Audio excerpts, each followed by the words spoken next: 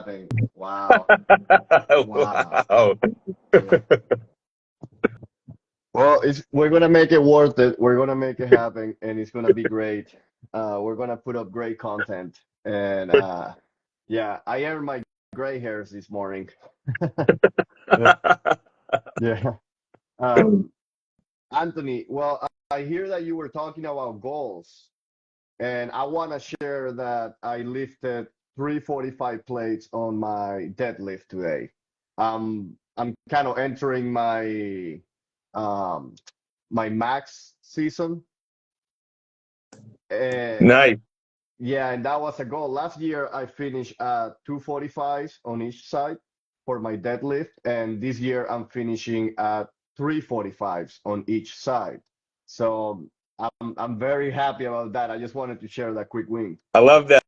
I love that. That's great, man. Good for you. Yes, thank you. Yes. The reason that I share it too, that it kind of links back to what we're gonna talk about, and is seasonality in our goals, in life, in our fitness. The way it kind of links in is that I am very aware of my yearly. So I train in a way that I look to become better Hmm. immediately, but more importantly on the long term. That's really what it matters. Yes. Yeah, And I and agree. and that's where the seasons become it's like the guide basically. It becomes like the guide of how we can really easy smooth into it. I love that. I love that. That I speak to that a lot. I feel the same way. A lot of my goals lately are geared towards, you know, um, being able to be healthy longer and be able to have that longevity.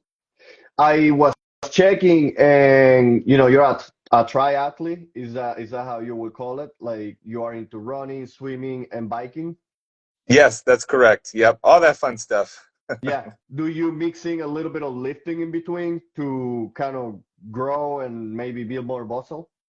Yeah, that's actually a great question. I actually just recently, in the past few months, have really put more of a focus on that because I realized that that was actually a weakness of mine and something that, as I age, I need to focus on to be able to improve my strength and keep up my muscle density and my strength as I get older. So I had it in the past. This is fairly new for me. So I started lifting about 3 months ago or so, and I have been heavily focused on that. Not as strong as you yet, but we're getting there.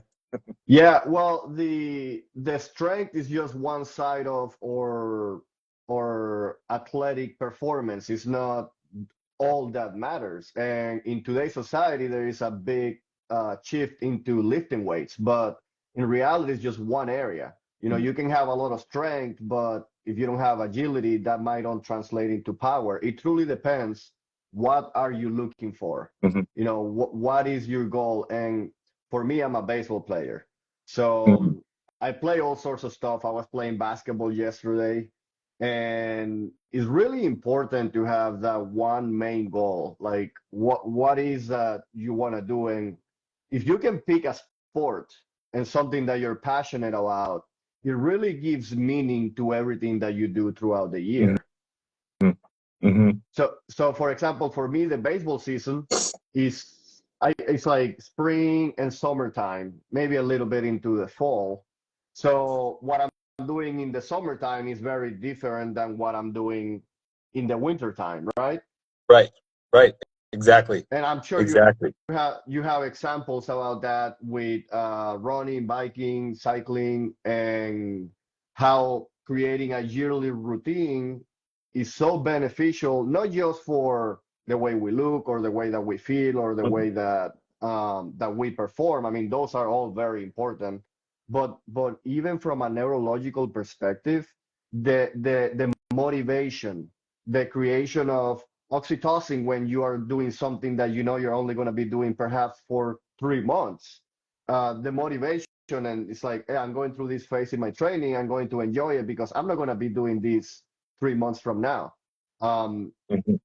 Perhaps you're like, I don't want to go to the gym today, or I don't want to go for a run today. but knowing that you're not going to be doing that same exercise a month from now might be that little extra kick that get us going, right? Yes, yeah, yeah, absolutely. It's actually it's pretty interesting that you say that, because I don't think a lot of people think have that thought process, and realize that and think that way, that is exactly what it's about. Like, for me, say, being in triathlon, my goals and my workouts and my whole workout regimen is completely different, say, November through March or April, than it is through May through September. It's a completely different mindset, and it's a completely different set of goals. Yeah, absolutely. And I have found that so beneficial from the long-term perspective because that's what the seasons kind of bring to the equation. Hmm. And we are used to, without really noticing, this is a very subconscious thought process that we are engaged with society as a whole right now, and is that life is linear. Progress Yeah. is supposed to be, a little uptick. It should always be going up, but it should be linear. You are not allowing yourself to maybe go back a little bit. So let me give you an example. When you're Sure. gaining strength, you're actually getting slower. Like, and in order for you, if you want to gain power, which power is a combination of strength and speed, you have to work your strength, and then you have to work your speed, and then you put it together, and then you get more powerful. So the whole point is that right now in the off season, which we're kind of entering into the preseason for baseball, Hmm. I wanted to gain my strength. Now I'm going to move into be faster, be agile, isometrics perhaps, moving to jumping boxes and suicide sprints, Yeah. uh, and then doing more complex workouts so that I can translate that strength that I gain into power, Hmm. which is that's what's going to allow me to hit bombs, to hit doubles, triples. Um, so it's so important that we are allowing ourselves to regress a little bit, to go back a little bit on Yeah. certain areas, knowing the yearly cycle and knowing how you want to arrive to that peak performance season. Yeah, yeah, I couldn't agree more. And what's amazing about this whole conversation is that I think people don't realize how this correlates to their daily life. You talked about the regression, but what the main outcome is going to be. And I think a lot of people, I talked about goals today, and people set goals. We all set goals, and just because you set a goal doesn't mean you're going to jump right to that goal and get to that goal. You might fluster or fail a couple times getting to that goal, but I think you have to have the mindset and know if you do these certain things, and it's okay to maybe fall back a little bit, but if you continue to stay focused on that goal, you're going to reach that goal eventually. So I have a very specific approach on how I go about goals, Hmm. and my story comes from seasonal affective disorder. Like that is my aha moment, like my wake Yeah. up call that something was off. Like, hey, something is off, and what was off at the time was me and what was happening in the environment. So that led Hmm. me into looking into neuroscience, circadian rhythms, which is human biology, and very importantly Chinese traditional medicine. Hmm. Because the thing is, like, Chinese traditional medicine has this very ancient energy of the seasons, like, and how we can use it for our advantage. Then circadian rhythm is like that new cutting edge science that tells you, put in your orange glasses, the lighting cycles, and the reality is like it's sometimes if you just stick to one of them, sometimes it can be not very convenient because if you just look at traditional Chinese medicine, they didn't live in the time that we're living right now.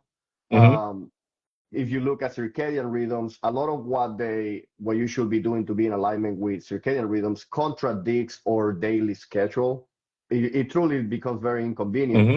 And then from a neuroscience perspective, is really truly understanding how our subconscious takes all that information in, how the environment affects the way we feel, think, and behave from a very non-conscious perception. So what I have found out through my self-discovery process, through my research, through practicing and experimenting for over a decade now, is that the seasons affect us very drastically.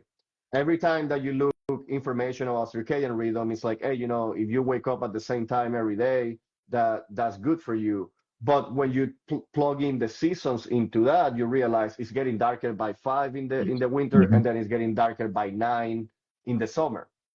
And that has a dramatic effect on your neurochemicals and the way that you produce testosterone, the way that you produce melatonin, the way that you produce cortisol, like the stress levels. Mhm. So it's like a beautiful symphony happening that we don't realize is happening. Sure. And when I got to understand that, going back to the goals, which is where I started, but I had to diverge a little bit. Going back to the goals, what I realized the most effective way to set up goals, achieve them with the least amount of effort, is by keeping in consideration the seasons of the year. Mm. Interesting. Yes, the seasons is basically a long-term cycle of a year. So when you look at cycles, you look at the year, it repeats itself. What you're experiencing right now, you will most likely be experiencing a very certain degree next year. The holidays, the weather, the Hmm. lighting patterns, they are similar. So when you start recognizing those patterns, and then you start understanding, wow, that does affect my energy levels. That does affect, the motivation that I have. And then you start creating, like the idea is to create a routine that is specific to every season. Sure. Sure. A- and that's the same for goals. So basically, the goals is having that projection of what you want to achieve in a year, and then understanding how every season will bring an environment that you have to plug yourself into it. When you understand that, you can create seasonal routines and goals for that specific season. That when you look at the whole year, you realize, wow, last year I was lifting 2 plates. This year I'm lifting 3 plates. But Hmm. believe me, I was lifting maybe a plate in the middle of the summer because that's my baseball season. And that's Sure. where, I just want to perform in the field. And if I lift too heavy, I might injure myself. I might Hmm. become stiff. So we were talking about that regression. The regression is actually premeditated, is based on the understanding of your moment in the year that you're living. But at the end of the day, when you look at the big cycle, you achieve more, and you achieve more with less effort. Because let me give you an example. Right now, it's winter time. Yes. So let's put it this way. How easy is for you to go swimming on a lake right now? Impossible. If you didn't have that perception in your mind, and you say, listen, I want to be swimming every day throughout the year, and I want to, achieve this goal, and you say life is linear, I have to be swimming 5 more minutes a day to achieve my goal, for example, you are Hmm. going to basically drop that goal throughout the winter, period. Like, you're just not going to maintain it long term. I mean, there is exception, and there is exceptional individuals watching this, but the convenience of doing that in the winter is not, it's not convenient at all. So Sure. what end up happening is that we don't realize, we come into a linear mindset and say, okay, my goal is 100. I'm going to divide that by 4, by 12. I'm going to be putting an output of 8 every month, for example. That's just pure Hmm. math. Instead of realizing I'm going to be in the winter, my swimming, and I'm going to modify my environment. I'm going to go indoors. But honestly, I'm going to be focusing more on my bike because it's an indoor activity. I have the bike in my basement, and Yep. I'm going to just work my bike. And I'm still going to be swimming a few times a week, but it's not going to be my main focus. So you're going to see a little bit of a regression, right? As Hmm. you see the Absolutely. as you see the biking increasing. And it's just finding that mix throughout the year when it's the most convenient to excel in one area, knowing that, for example, in the summer, the thing changes. Mm. Now, you truly enjoy, and it's knowing about yourself. Like, the energy of the spring and the summer is one of going outside, one of being outdoors, one of like a lot of energy. Right. The days are longer, so you can actually go and swim after work at 6 p.m. and it will be great. But in the in the big scheme of things, is understanding all those patterns and Hmm. using them for our advantage, so that you see a year over year growth, and you do it with less effort. Like, you're not forcing yourself into it, because a lot of people will just drop that swimming, Right. and they will forget to pick it up. Like, they just say, hey, listen, I'm not consistent enough. I'm not committed enough, I'm not the great person I want to be. Mm-hmm. The Mm-hmm. whole self-talk start happening. And it just happens by not understanding the pattern and how it all aligns in a yearly rhythm. So that would probably correlate to where we see a lot of the seasonal depression come from, right? So people they don't understand the they don't understand how the seasons affect our goals, and like you said, they get into a dark negative place, and they're not sure how to process that or see the whole picture is what I'm getting to, correct? Absolutely, just being completely out of sync with what is happening. And what I noticed through my experience, and also just like again diving into primarily Chinese traditional medicine, Taoism and the way that they look alive. Which, by the way, I'm a Christian. I believe in Jesus Christ, but I look everywhere. It's just one God. So the when you look at it from that perspective, when you ignore the natural drawn of a season, like there's a seasonal pattern happening outside. Where in the winter time, the trees draw their energy to their roots because if Mm. they don't, they will die. That's why in the fall they shred of their leaves and basically they're preparing for this time of the year.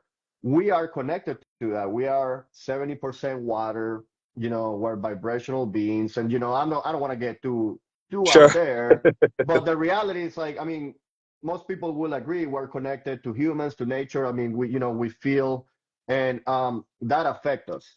So the whole idea is that like the yin yang, there is periods of time during the year. If you look at the yin yang, that is Mhm. like the map of our energy throughout the year. On one end you have January, on the other end, actually on one end you will have, yeah, January, on the other end Right. you will have December, and then you will have like a chart of energy, and you can see how it relates from the darkest time of the year, the winter time, and then how it starts accelerating very smoothly, Hmm. but it gets to a point that hits the summertime, and then it does that again. So understanding the energy of the season help us understand what's going to be the most natural for us to do, and Sure. we want to honor that because this is what happens. You don't have a choice. You truly don't have a choice. The same way with the circadian rhythm, you don't have a choice. You can choose to honor that and work it in your way, your positive way, or it will work against you. So from the energy perspective is that in the winter we drawn inwards. Like it Mhm. is the energy of the season. We are very reflective. There is a reason why everybody does goals at the end of January. And sure, it's a really, good time because of the end of the year and so on. But that's just the natural human drawn to look back to like, okay, so let me see how my year went. Let me be proud of those moments. Let me see where I am right now and let me see where I want to go. That's a natural inclination that we expect at that time of the year. So when Mhm. we do that, we honor that and we take advantage of that specific season. Like we are using that for our advantage. But on the other side, if you're depressed and you're kind of like, or you are not organized enough and you don't want to go there because you're Right. frustrated, you are not proud of yourself, you just ignore that. What happens is that you are not preparing yourself to take advantage of the next season. So Mhm. so we truly have to honor those transitions. And it's not like you do it in one day. It's just like entering into the energy and taking the time so that things flow naturally. And then, yeah, sometimes you will have those sessions, but it's a whole energy on that time of the year. Let me give you an example. And is that if you didn't do that, you're still going to feel the outburst of energy that we feel in the springtime. Mhm. So the springtime is rebirth, is revival, is just, everything is coming out the ground. And there is something that I call seasonal cues. So when you walk outside and you see a tulip in the springtime, and Mm. Yeah. Yes. and when you see that everybody's outside, there is that one time of the year that the weather changes and everybody's outside. Like, everybody's walking their dogs, everybody's saying, hi, Mhm. hi, everybody's happy all of a sudden. You see, like we are connected, we're drawn to that. So that is a seasonal cue that triggers your brain to produce neurochemicals that produces testosterone that motivates you to take action. The days are getting longer. So if you don't really know where you're going to go, where you want to go, which is the homework that you were supposed to do in the wintertime, Mm-hmm.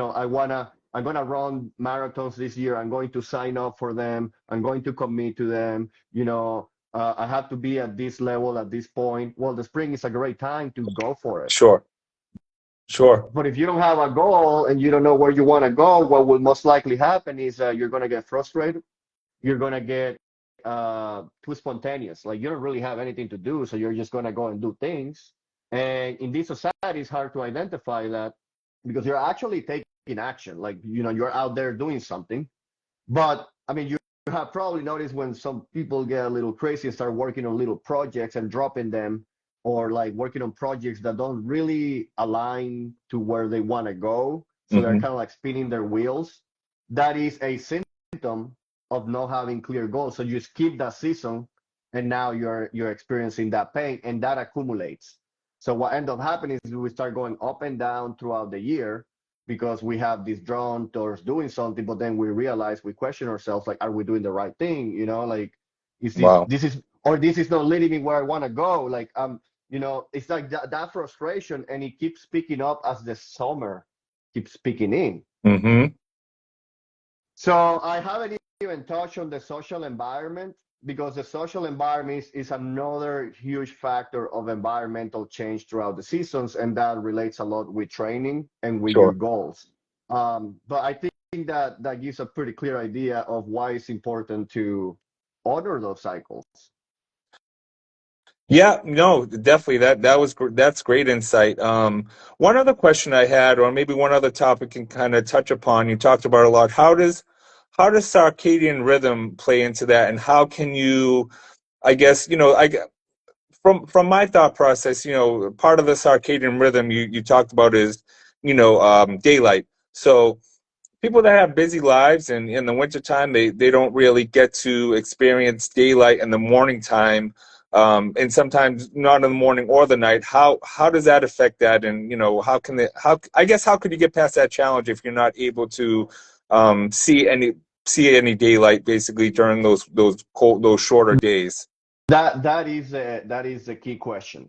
That truly is. Like, you're hitting it right on the nail, because we have all that information and we know that it's good for us, but Hmm. is it convenient? Is it even possible, based on where we live, the lighting pattern of that time of the year, specifically like the winter time, Right. and our society? Because if we were living 1,000 years ago, I say, well, you just wake up with the light and you go to sleep with the light. Like, Right. that's the thing. It's like our circadian rhythm has not adapted, and it's not his job to adapt to today's environment on as far as productivity or work or society. It doesn't adapt to it. It is still 2,000, 5,000, 100,000 years ago. Sure. It is part of our survival mechanism. It's what allows to survive.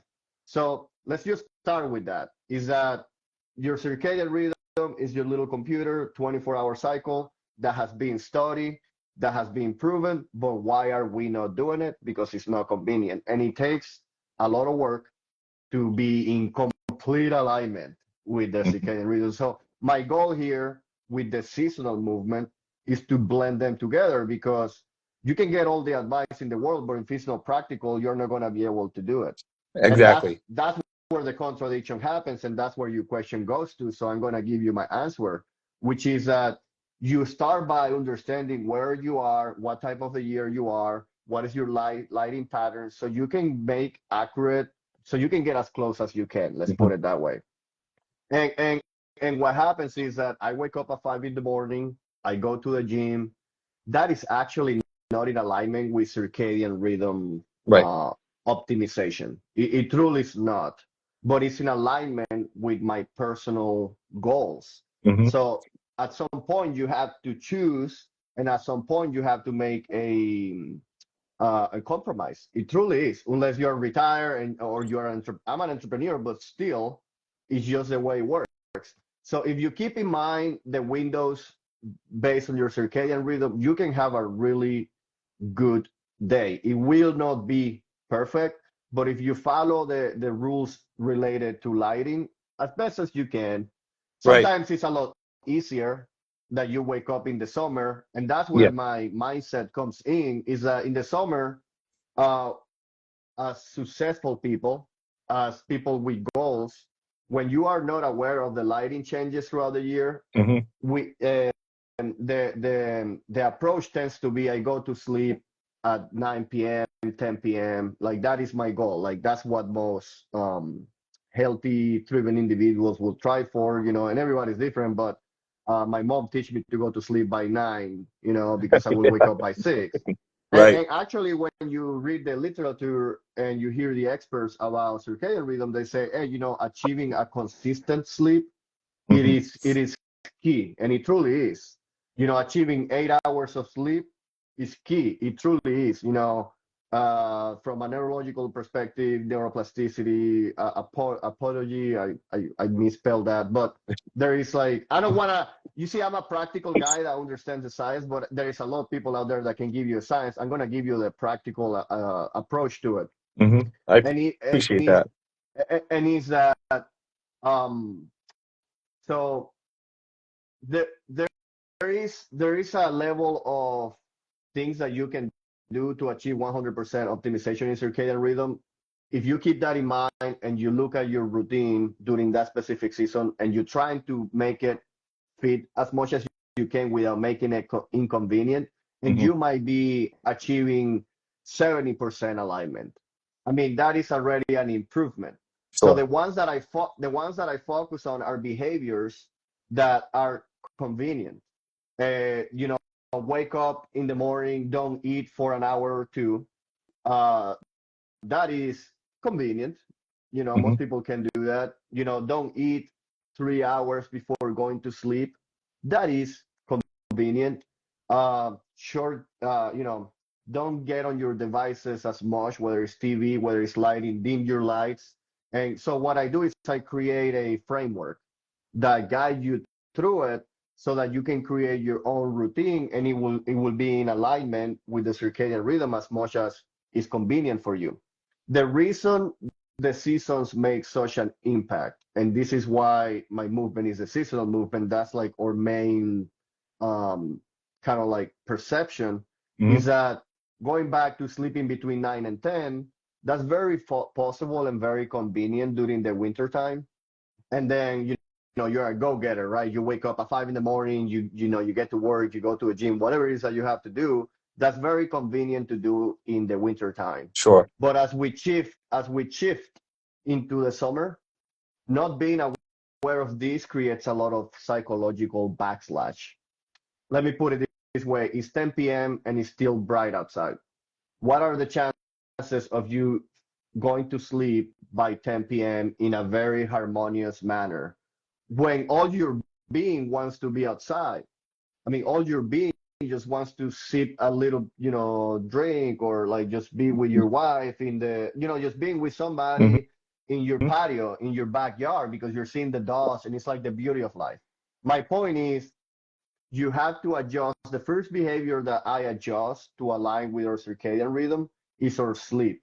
So when people refer to sleep consistency, I give it a spin and I say, yes, a sleep consistency per season based on the sunset. What matters the most is that you know when your sunset is happening, and the ideal window is between 2 and 4 hours after the sunset. So let's forget about having to go to sleep by 9 and 10. The question really depends is, okay, in which season are you in? Can you go to sleep between 2 and 4 hours, 2 in the summer, 4 in the Hmm. winter, after sunset? That is very healthy. Can you sleep your 8 hours? So, can you create routines that when the sun goes down, you dim your lights? You are not just blasting them. And if you Sure. can, you are not as much in your phone, or you put in like a little red. There's ways to just turn your phone into red so the blue light doesn't affect you as Hmm. much. But it's finding those convenient ways. Like during the winter, it's more of a inconvenience to get outside and walk. It truly is. And a lot of the advice to align with circadian rhythm is like, well, wake up with the light and then get outside. I mean, how many people do that? It's not convenient when it's extremely cold. No. Yeah, Nope. So it's like, okay, well, you're not gonna do that, but can you go for a walk in your lunch break? Yes, absolutely. So it's like, what is the convenience path for you to do those positive behaviors? And I help you look at your day and create micro. Basically, I create a seasonal routine that is just a weekly routine. And within the weekly routine, we attack the sleep, the exercise, the nutrition, the novelty that you're supposed to experience in your life to be, there's like that's like these are the neurological positive behaviors. Hmm. Then outdoor connection, and then nurturing relationships. Those are the six most important behaviors from a neurological perspective and how they affect the chemistry in your brain and how it makes you a happy, satisfied human being. So again, it's just looking at those and making sure that you have a good mix in your week for that specific season. Because in the holiday season, Christmas and um, Thanksgiving, I actually, when we do those seasonal routines in the fall, there's a little more emphasis on yourself. But in the winter time, there's a little more emphasis, like January to March, to have connection because Mm. the society just goes numb, like literally, like we hibernate, like that's just what happens. So if you are not proactive about that, then you isolate yourself. And the issue about isolating yourself from a neurological perspective is that you are not producing oxytocin, which is what you produce when you're spending time with a loved one. In- So when you Interesting. create when you create weekly routines, we look at that and we make sure I have, I can't go into full detail, but that's what we want to create for that season because then we transition in the next season and it's going to look a little different. And that allows you to line up again the year in a way that you are growing throughout the year. You are emphasizing what you need in that specific season, and you avoid the trap of life is linear. Wow, that's pretty amazing. I never really correlated all of this to the seasons and how you have to adjust a lot of your thought process and your routines depending on the season that you're in. Yeah, that's really amazing. I appreciate all of this advice. We also I had a discussion with someone else last week about social health, and after this discussion, I have a whole another take on how social health and how it correlates and how different it is throughout the year. So yeah, that's amazing. Thank you. You're welcome. When you look at social behaviors, we're truly social, social beings, and the whole idea is to recognize the patterns. That's Hmm. really what it is. It's like there is a very clear pattern that is very repeatable. So once you figure it out, again, it's a cycle. The whole year will repeat itself. So your needs vary from a social demand based on the time of the year you're into. So when we're talking the seasons, we're not only talking about the weather, we're also talking about social dynamics. Sure.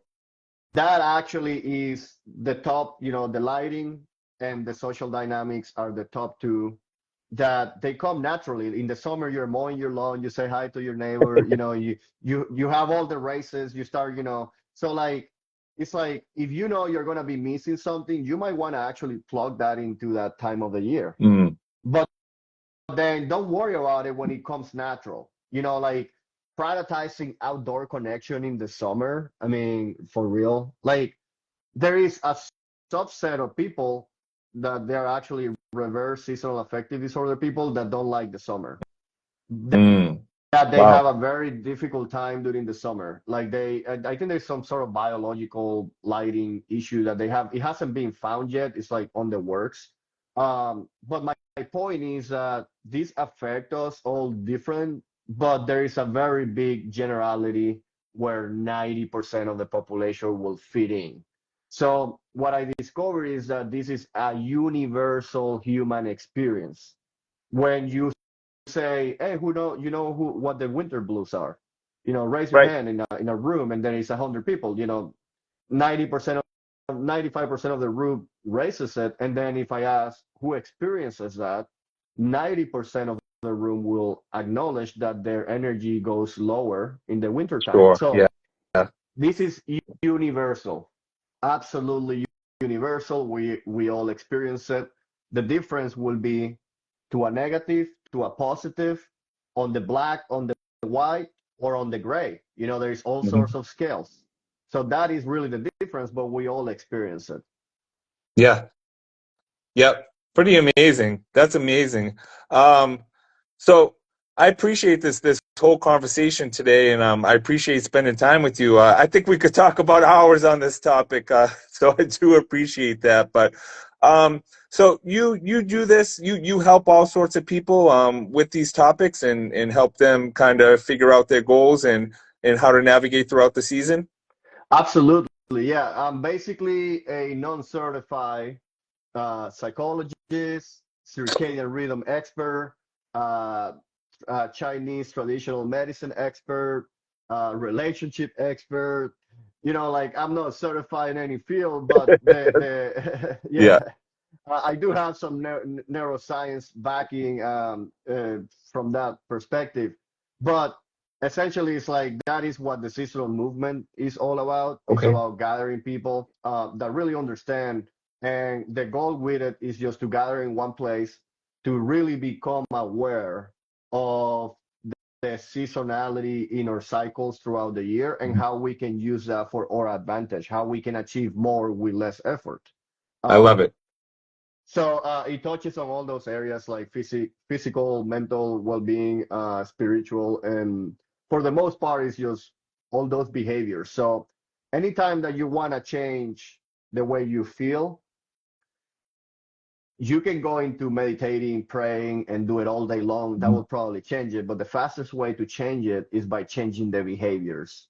The behaviors will change the way you think because you're going to start thinking of yourself as a worthy person, as somebody that can do it. And then that's going to immediately change the way that you feel.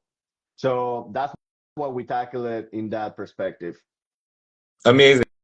I love it. I love it. Well, I personally, I have to jump, Ruben, but I love spending this time. This was a great conversation. I really appreciate your time today. Let's do it again. If your Yeah. audience has questions, I can go specific on the questions, like literally, like if you come up with the topics and I Yep. will just keep it to the topic because I do have a lot of ammunition that we just crash the surface on. Okay. Yeah. Same. Same. I look forward to it. We'll talk soon. Alrighty. Well, have a wonderful day. You too. Thank you. Thanks a lot. All right. Bye. Bye.